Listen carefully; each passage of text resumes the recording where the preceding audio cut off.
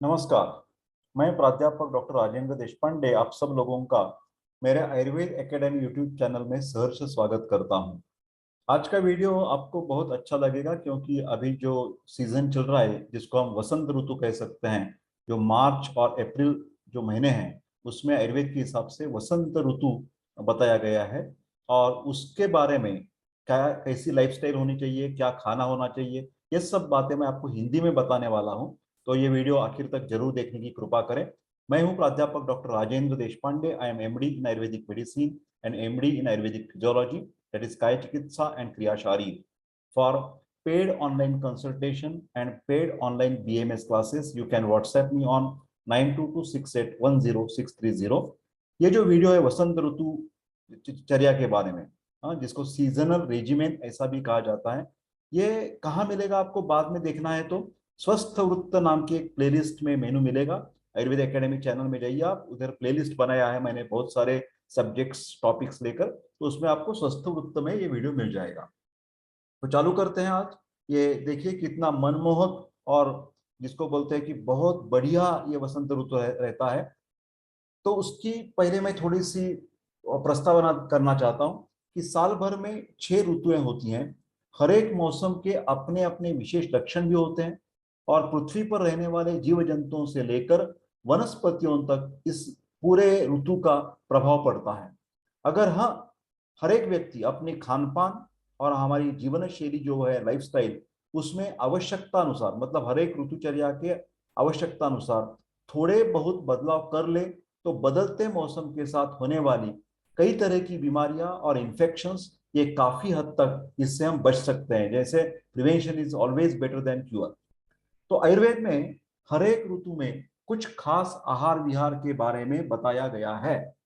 आयुर्वेद में सूर्य गति के अनुसार दो अयन, दो पार्ट्स ऑफ द ईयर बताए गए हैं, जिसको उत्तरायण तथा दक्षिणायन कहा जाता है। यह उत्तरायण में 3 ऋतुएं आ जाती हैं और दक्षिणायन में भी 3 ऋतुओं का समावेश किया गया है।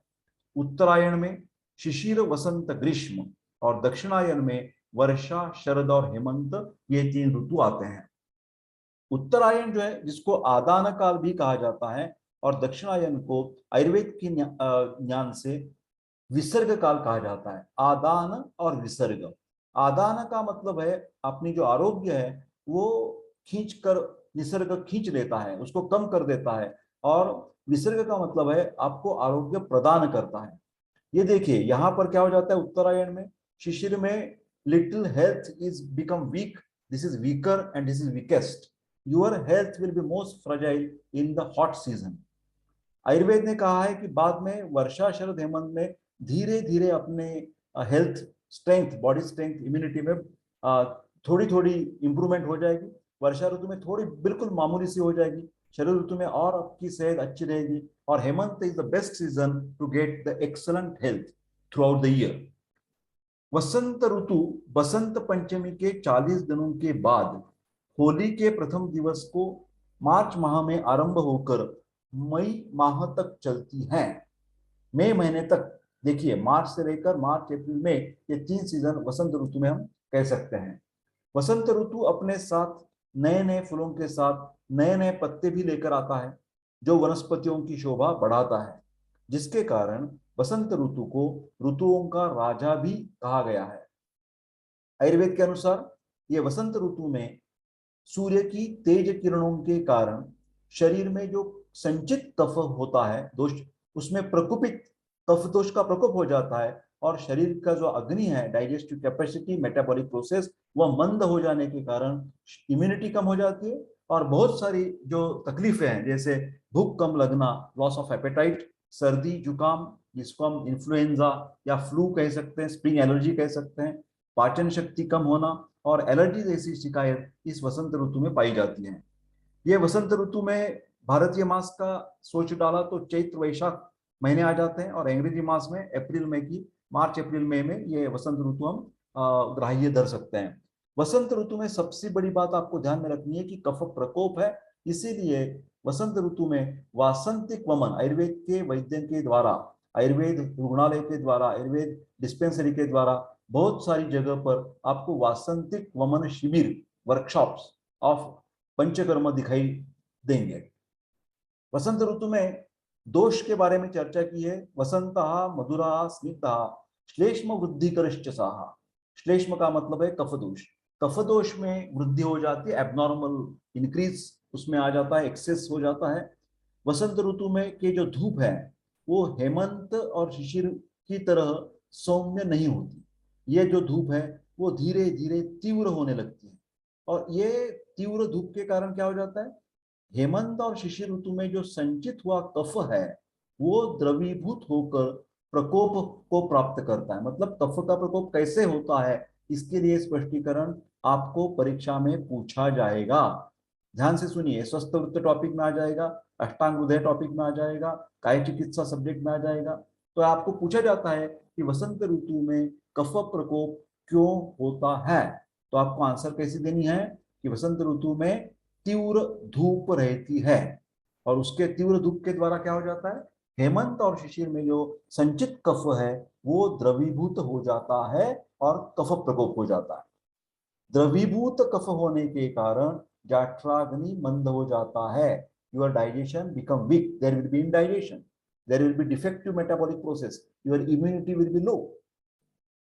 बाहर की नैसर्गिक की स्थिति देखी तो सूर्य की किरणें धीरे धीरे प्रखर हो जाती रही होती है। वातावरण की जो ठंडाई है वो अभी धीरे धीरे कम होने लगती है।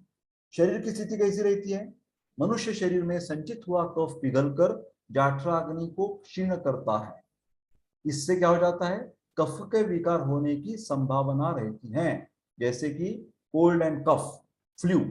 भूख भी कम होने लगती है। इसमें वसंत ऋतु में कफ का प्रकोप है, वात क्षीण है और पित्त सम अवस्था में रहते हैं। धातु जो है रस रक्त मांस में अस्थि मज्जा शुक्र, उसमें क्लिन्नता आ जाती है, शिथिल अवस्था आ जाती है। ऋतुचर्या मैनेजमेंट प्रिंसिपल कैसा है, कफ प्रकोपक आहार विहार टालना चाहिए। गुरु शीत दिवा स्वप्न स्निग्ध अम्ल मधुरस त्यजेत। त्यजेत का मतलब don't take it, don't follow. हाँ, you have to avoid all these things, गुरु शीत दिवास्वप स्निग्ध अम्ल मधुर एक्सेट्रा।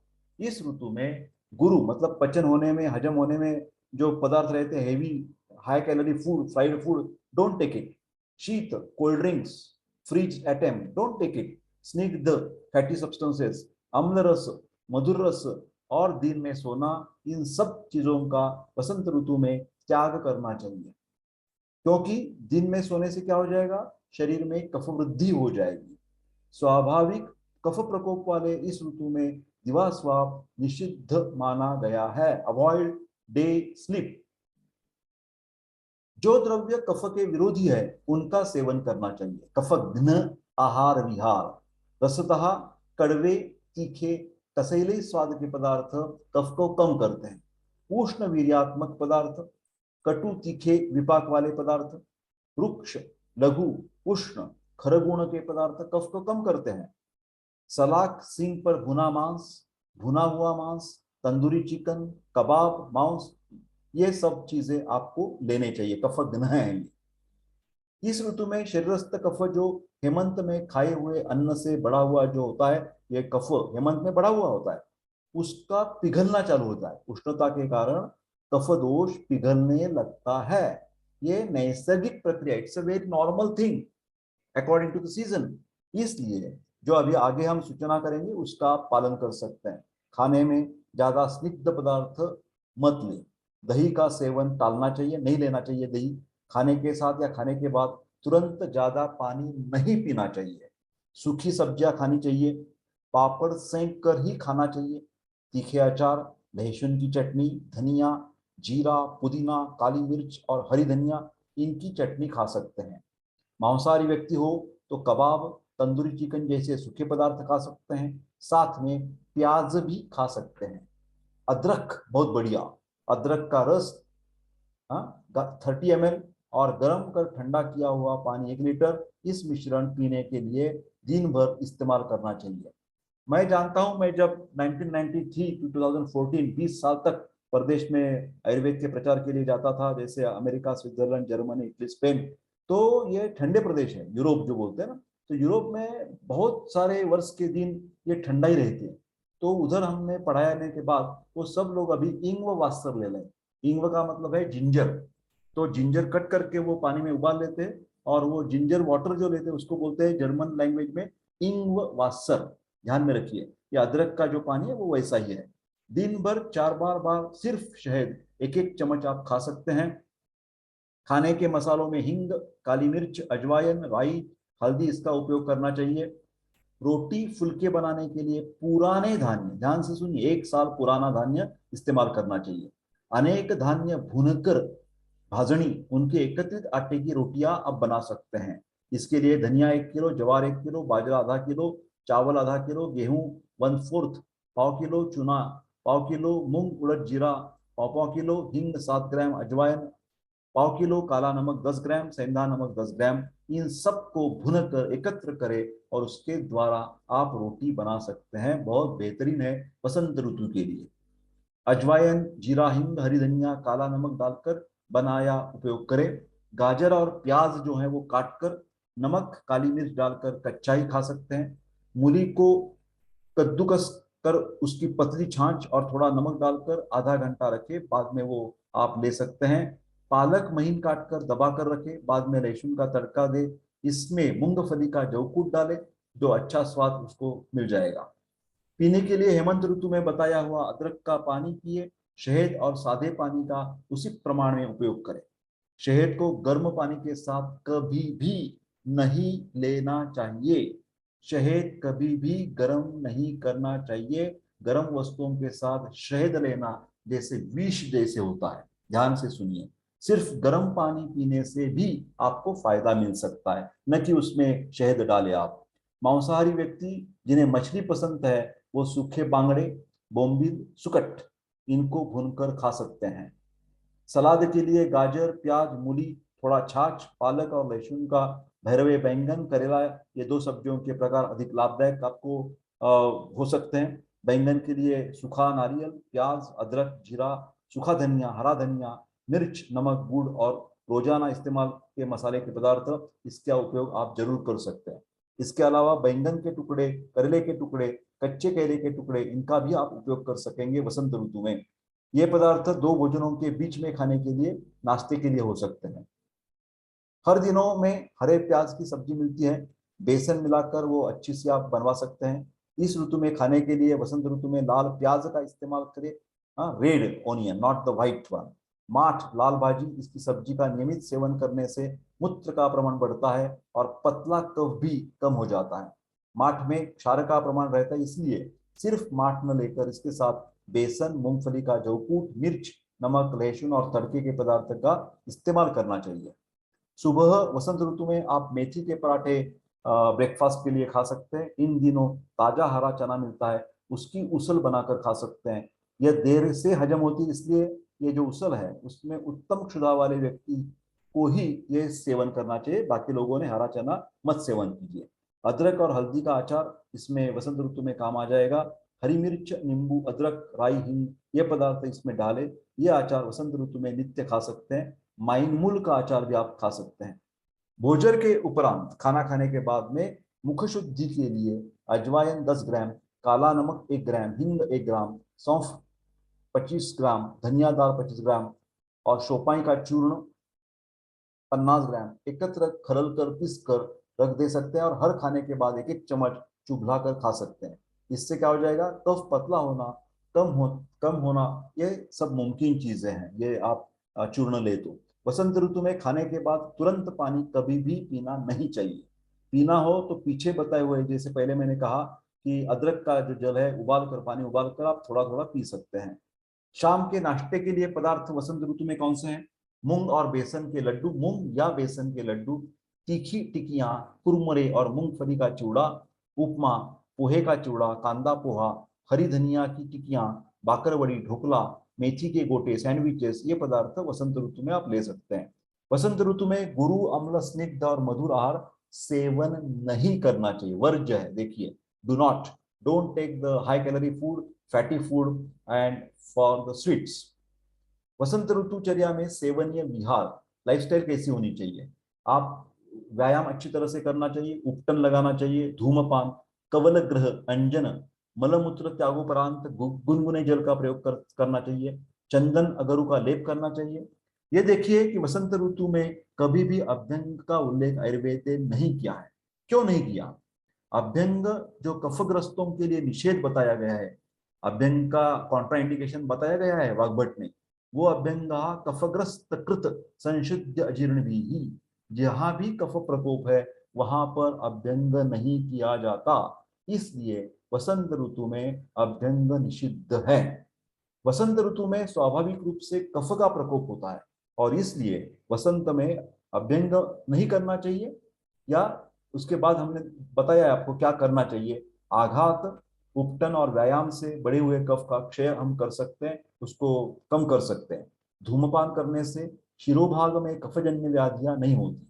अंजन नेत्र ये तेज स्वरूप है और उनको प्रायः कफ दोष से ही रोग होते हैं, इसलिए नेत्र में अंजन करना चाहिए। इस दोष का हरण करने के लिए अंजन आवश्यकता है इस सीजन में, वसंत ऋतु में। वसंत ऋतु में कफ प्रकोप से मुक्ति पाने के लिए सबसे महत्वपूर्ण है पंचकर्म में वमन। इसलिए वासंतिक वमन शिविर दिए जाते हैं और इसका आप जरूर लाभ ले सकते हैं। वसंत ऋतु में क्या नहीं करना चाहिए? दिन में बिल्कुल नहीं सोना चाहिए। सारांश रूप से एक लिस्ट मैंने बनाई है। वसंत ऋतु में पच्चे कौन से? शुक्र धान्य में जौ, ज्वार, पुराने चावल और गेहूं ये खा सकते हैं। शाकों में पालक, मेथी, परवल, करेला, सहीजन, बैंगन, चौली, माठ ये खा सकते हैं। मूंग, मसूर, चना, मटर, कुल्थी ये भी आप खा सकते हैं। मटन, सूखी मछली, भुनी मछली, कबाब, तंदूरी चिकन, केकड़ा, लॉबस्टर, प्रॉन्स, झींगा खा सकते हैं। कंदमूल में लहसुन, अदरक, प्याज, गाजर, मूली, हल्दी ले सकते हैं। पपीता, कोला या पेठा, सफेद कद्दू, छाछ, पतली पतली जैसी छाछ, मक्खन, कढ़ी आप ले सकते हैं वसंत ऋतु में। अजवाइन, जीरा, काली मिर्च, हिंग, राई, शहद, हरी धनिया, सुख धनिया ये बेहतरीन है वसंत ऋतु में कफ कंट्रोल करने के लिए। अदरक सिद्ध जल है, चंदन सिद्ध जल और मधुदक भी आप ले सकते हैं। अपथ्य, कॉन्ट्राइंडिकेशन, डोंट टेक इट। कौन से पदार्थ नहीं लेने चाहिए, क्या नहीं करना चाहिए? नए चावल, नए धान्य का इस्तेमाल मत कीजिए। भिंडी ज्यादा नहीं लेनी खानी चाहिए। उड़द और कुंदरू का आपका आहार में कम से कम समावेश होना चाहिए। बड़ी मछली नहीं खानी चाहिए। आलू, झींगा, सूरन, सिंघाड़ा, साबूदाना, कमलगट्टा नहीं लेने चाहिए। चुकंदर, सीताफल, ककड़ी, पीच, स्ट्रॉबेरी, पिस्ता, अखरोट, काजू, संतरा, बेर नहीं लेने चाहिए। दही, अमरूद, पीयूष, आइसक्रीम, चीज, पनीर, मलाई ये नहीं लेना चाहिए। तली चीजें, लस्सी, तिल, मिठाइयाँ नहीं लेनी चाहिए। ठंडा पानी कभी भी इस्तेमाल नहीं करना चाहिए। मेरे प्यारे दोस्तों, आज हमने वसंत ऋतु के बारे में चर्चा की। ये आपके आहार विहार का जो परहेज मैंने बताया वो आप सब फॉलो करें तो आपकी जो हेल्थ है ये वसंत ऋतु में भी बनाई रहेगी और अच्छी रहेगी। और I wish you all the best health in the Vasant Ritu. मैं विनंती करता हूँ कि ये वीडियो आप जरूर लाइक कीजिए, शेयर कीजिए और don't forget to subscribe my YouTube channel and press the bell button icon. You can definitely WhatsApp me on 9226810630 for paid online consultation or paid online PMS classes. I wish you all the best. I wish you happy, healthy, and long life. Take care and bye bye.